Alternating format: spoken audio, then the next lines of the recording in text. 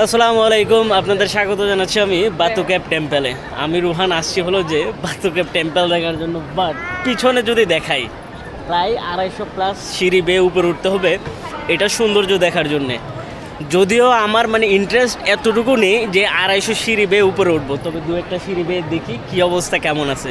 Because এটা হিন্দুদের পবিত্র স্থান। হিন্দুরা এখানে এসে বিভিন্ন টেম্পেল আছে চারপাশে যদি দেখাই, এই যে দেখুন এদিকে টেম্পেল, এদিকে temple. So just as a দর্শনার্থী হিসাবে আমার এসে ঘুরে যাওয়া অথবা দেখা, যার জন্য হয়তো আমি ডিজিআইয়ের ক্যাম দিয়ে মিনি ক্যাম দিয়ে আমি ভিডিও বানাচ্ছি, বড় করে যেটা ব্লগ আকারে বানাচ্ছি না, শর্ট আকারে আপনাদেরকে ধারণা দেওয়ার চেষ্টা করতেছি। যেতে যেতে এখানে কিন্তু প্রচুর পরিমাণের বান্দর দেখতে পাবেন।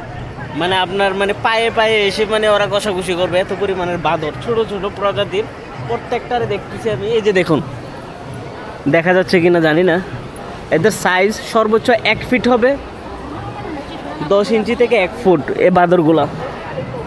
এটা কত ছোট দেখুন, কামড় নিমেরা দেয়। এই যে দেখুন বাতুক্যাপ টেম্পেল, একটু উঠে এক্সপিরিয়েন্স করি। বাই দ্য ওয়ে, কুয়ালালামপুর নিয়ে কি কোনো ডেডিকেটেড ব্লগ দেখতে চান কি না জানাবেন কিন্তু আমাকে।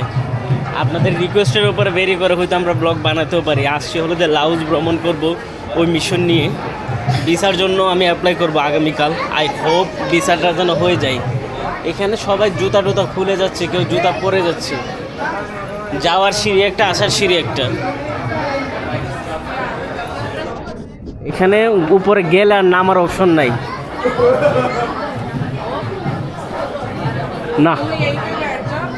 এই 250+ সিঁড়ি দেওয়া ওইটা, এটার কোনো মানেই হয় না যা আমার দেখার।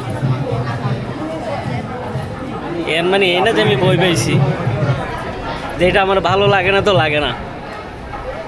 ফোর্সফুলি জোর করে আমি আপনাদের দেখানোর জন্য উপরে উঠতে পারবো না, বিকজ আমার মনের সাধ্যের বাহিরে গিয়ে যদি কোনো কিছু করি, ওইটা আপনারাও দেখে এনজয় করবেন না।